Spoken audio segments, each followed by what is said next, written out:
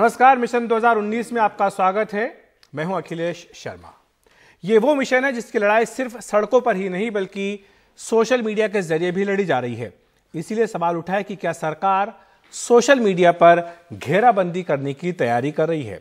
यह सवाल इसलिए भी क्योंकि सोशल मीडिया प्लेटफॉर्म पर अब अफवाहों और फर्जी खबरों को रोकने के लिए सरकार ने इन कंपनियों के साथ विचार विमर्श शुरू कर दिया है।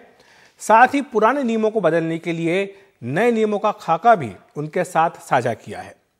सरकार ने इन दावों का पुरजोर खंडन किया कि यह अभिव्यक्ति की आजादी पर रोक लगाने की कोई कोशिश है। सरकार के मुताबिक ऐसा इसलिए किया जा रहा है क्योंकि हाल ही में सोशल मीडिया प्लेटफॉर्म्स के गलत इस्तेमाल की घटनाएं सामने आई हैं।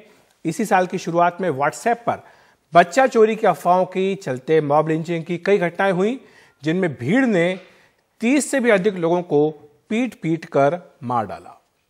जांच एजेंसियों की यह भी शिकायत है कि आतंकवाद, अलगाववाद, हिंसा और नफरत फैलाने के लिए भी इन प्लेटफॉर्म्स का इस्तेमाल लगातार किया जा रहा है।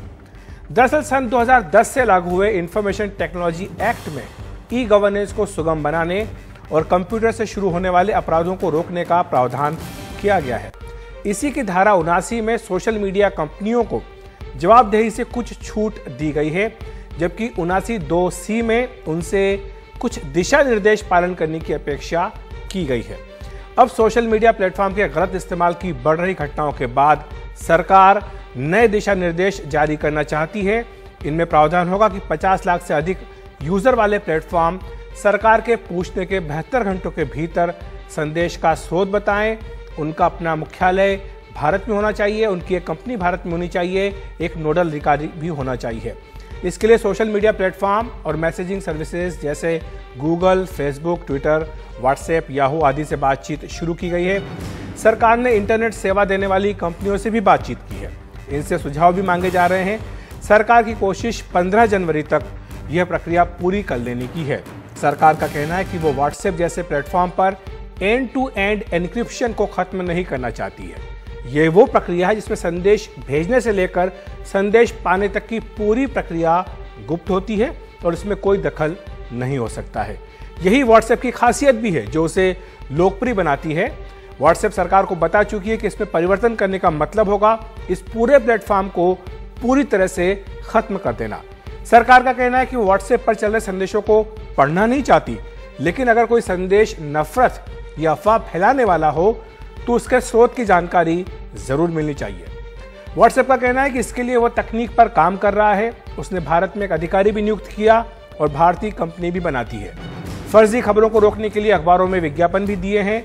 व्हाट्सएप ने मैसेज फॉरवर्ड करने की सीमा 5 तय कर दी है। सरकार का कहना है कि सभी पक्षों की राय मिलने के बाद ही पुरानी गाइडलाइंस को बदलने का फैसला होगा।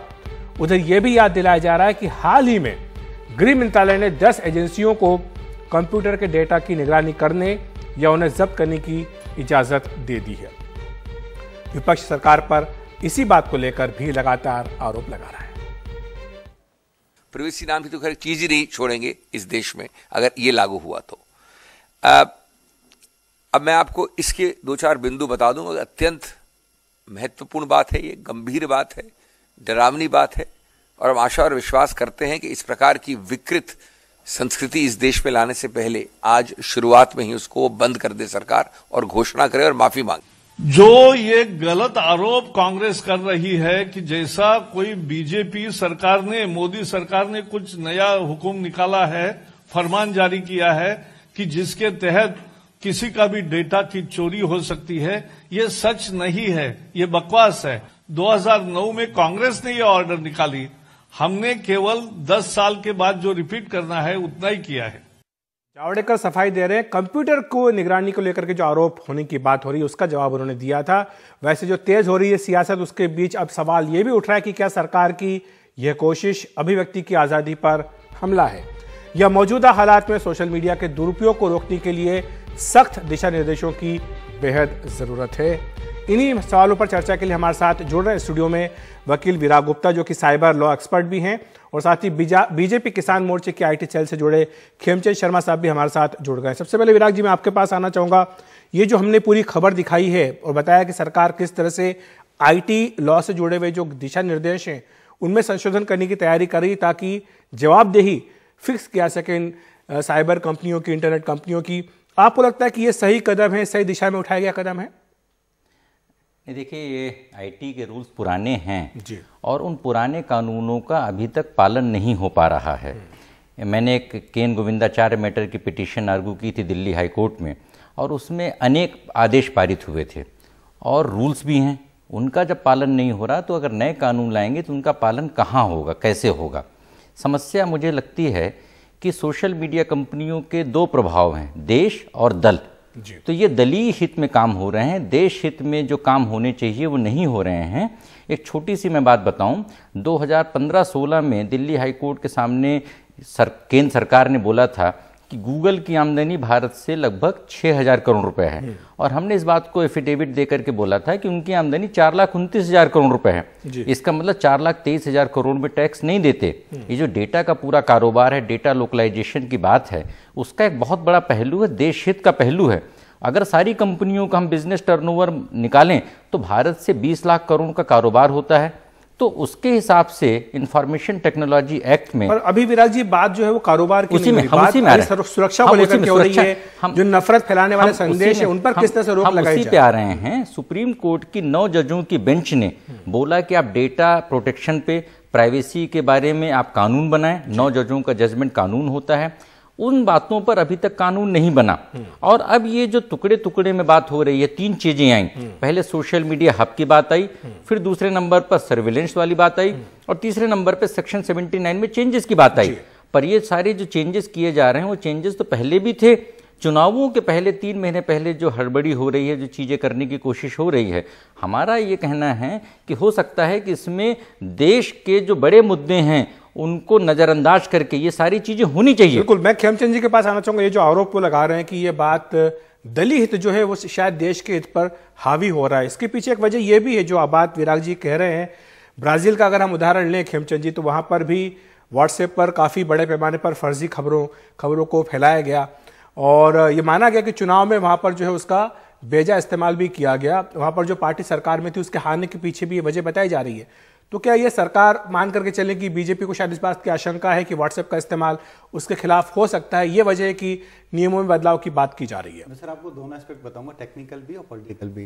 मैं ये नहीं मानता कि ये दल के हित को ध्यान में रखते हुए बनाया गया है या उसको रीइंट्रोड्यूस किया गया है, क्योंकि इसमें नयापन कुछ नहीं है। 2000 में कानून बना था जब अटल जी की सरकार थी, उसको 2009 में डिफाइन किया गया, एलोबरेट किया गया, और उसी को भी रिपीट किया गया। और इसके 2 पार्ट हैं। एक पार्ट है कि किसी के भी कंप्यूटर को मतलब जहां पे आपको कुछ सस्पेक्टेड चीजें मिलती हैं या एक 10 एजेंसी की लिस्ट जारी की है, और वो एजेंसी भी अपने आप से नहीं कर सकते। उसमें भी जो होम मिनिस्ट्री के सेक्रेटरी उनसे ऑर्डर लेके, या स्टेट गवर्नमेंट के जो सेक्रेटरी इंचार्ज है उनसे ऑर्डर लेके ये एजेंसी वहां पे उस डेटा को कैप्चर कर सकते हो, डेटा को यूज नहीं कर सकते या खुद निगरानी वाली बात कर रहे हैं, हम इस पर चर्चा नहीं कर रहे हैं, हम बात कर रहे हैं सोशल मीडिया के प्लेटफॉर्म्स को लेकर। वहीं से आ रहा हूं सर, लिंक कर रहे हैं ना, पहले उस पे भी नहीं, उस पे बात अब हो नहीं रही है। मैं अब सोशल मीडिया पे आ रहा हूं सर। सोशल मीडिया में हम जो बात करते हैं इसमें 3-4 प्लेटफॉर्म है, और सर्विलेंस ऑलरेडी चल रही है। हमारा डेटा ऑलरेडी विदेशों के पास है। आप देखिए जो ट्विटर है, ट्विटर पे आप कुछ पोस्ट करते हैं, और उनकी जो ऑटोमेटिक उन्होंने रोबोटिक टेक्नोलॉजी उन्होंने जो एक एल्गोरिथम लगाई है, उस एल्गोरिथम में वो जो कंटेंट यदि ऑब्जेक्शनेबल रहता है तो वो कंटेंट विजिबल नहीं होता। वो कहते हैं कि ये कंटेंट जो है आपका ऑब्जेक्शनेबल है, it will not be visible.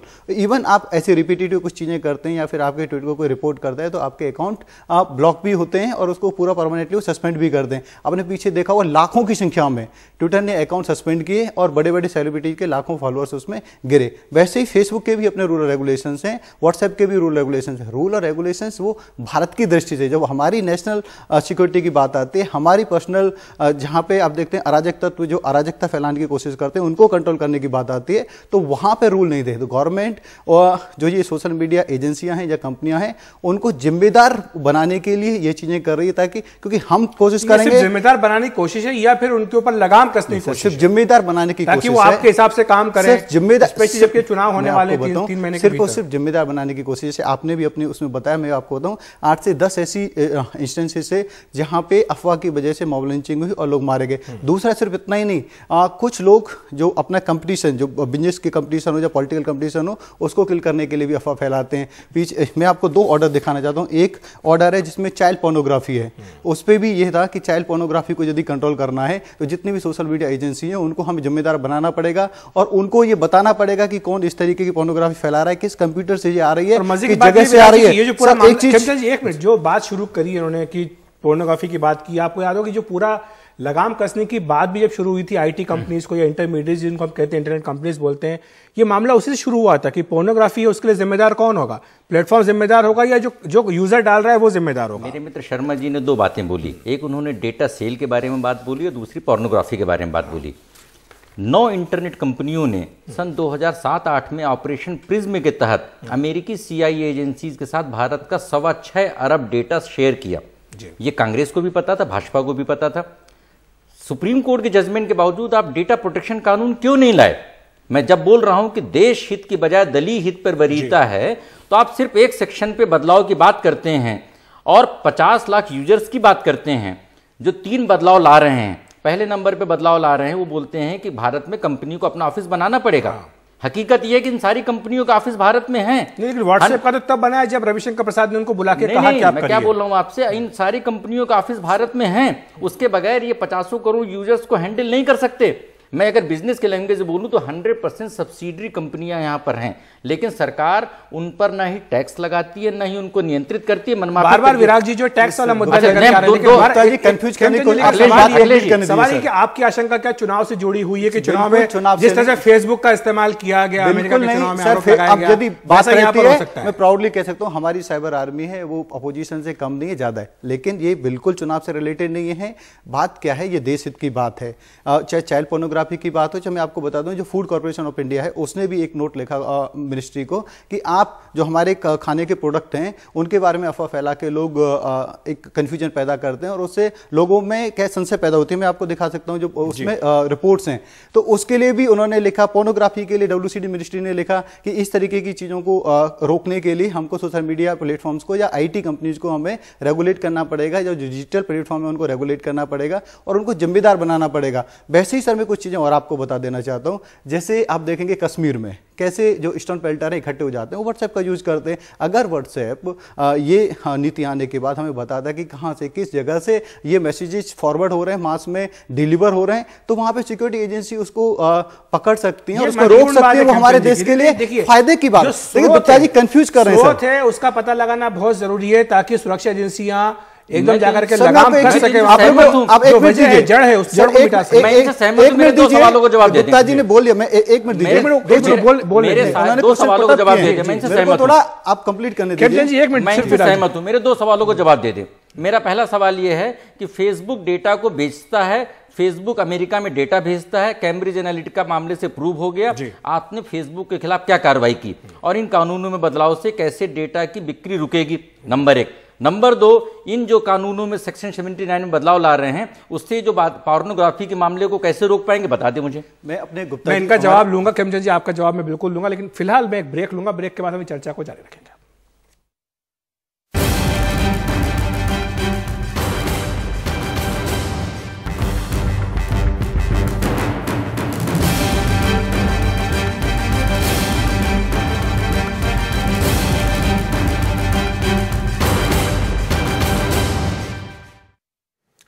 Break के बाद आपका फिर स्वागत है। हम चर्चा करें कि क्या सोशल मीडिया पर घेराबंदी करने की कोशिश की जा रही है सरकार की ओर से। हमारे साथ खेमचंद शर्मा जुड़े हुए हैं जो कि बीजेपी किसान मोर्चा IT सेल से जुड़े हुए हैं, साथ ही विराग जी भी हमारे साथ लगातार बने हुए हैं। आप खेमचंद जी कुछ कहना चाह रहे थे, क्योंकि उनका विराग जी का यह कहना था कि सरकार ने अभी तक कुछ भी ऐसा नहीं किया जिससे संदेश जाए कि सरकार वाकई गंभीर है इस समस्या की जड़ में जाने के लिए।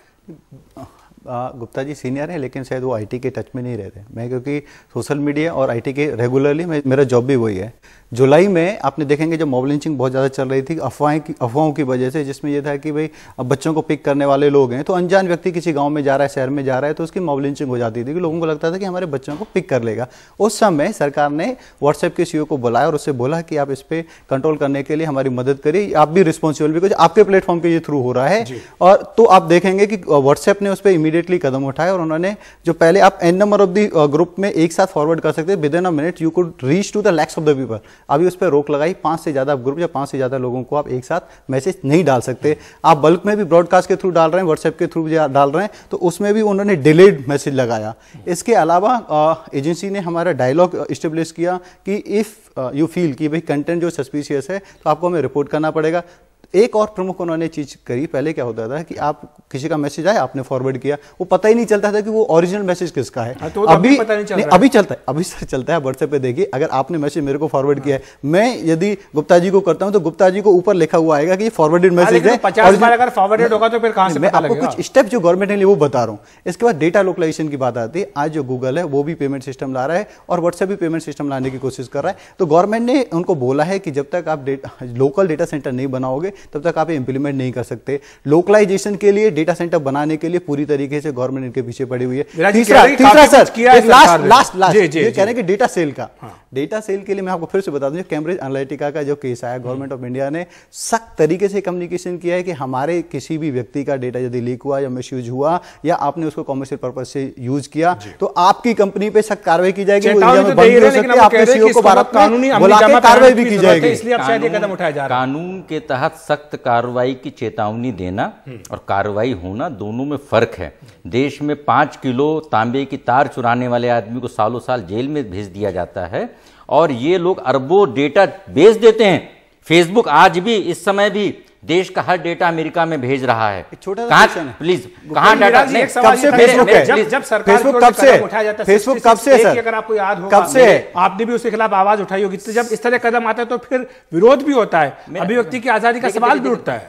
तीनों चीजों को अलग अलग करें। पहले नंबर पे कॉमर्शियल ऑर्गेनाइजेशन फेसबुक है, आप उसके खिलाफ कार्रवाई करिए, लोगों को दिक्कत नहीं है, लेकिन आप सर्विलेंस मत करिए, लोगों की प्राइवेसी को वायलेट मत करिए। अलग बात है, सर्विलेंस नहीं है, एक नोडल एजेंसी है, उसके बगैर काम नहीं होगा। सर्विलेंस नहीं है। सुप्रीम कोर्ट का जजमेंट है, सुप्रीम कोर्ट ने जजमेंट में बोला है कि मीडिया हाउस के ऊपर सारे कंप्लायंसेस होने चाहिए, उससे अभिव्यक्ति की स्वतंत्रता नहीं है। आप अभिव्यक्ति की, लोगों की स्वतंत्रता बाधित मत करिए। व्हाट्सएप की इन्होंने बात किया, व्हाट्सएप के बारे में लीगल नोटिस हमने दिया था, सुप्रीम कोर्ट पिटीशन, हम उसको आर्गू कर रहे हैं। व्हाट्सएप ने ग्रीवांस ऑफिसर कहां अपॉइंट किया? अमेरिका में।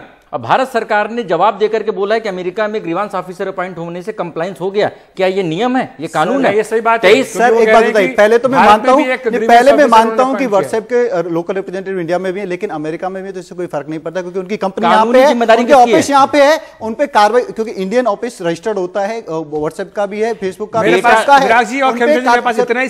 सेकंड में आपको लूंगा कि लोगों को डरने की जरूरत नहीं है, सर्विलेंस नहीं है, सिर्फ और सिर्फ कानून का पालन किया जाए। इन संस्थाओं को जिम्मेदार बनाने की कोशिश एक ही कह रहे हैं, कहने का तरीका अलग अलग है। दोनों की चिंता है, दोनों की चिंता जायज भी है। इसीलिए अब नजर रखनी हुई सरकार इस पूरे मुद्दे पर अपना अगला कदम क्या उठाती है। 15 जनवरी तक का वक्त दिया गया है। मिशन 2019 में इतना ही। देखते रहिए एनडीटीवी इंडिया।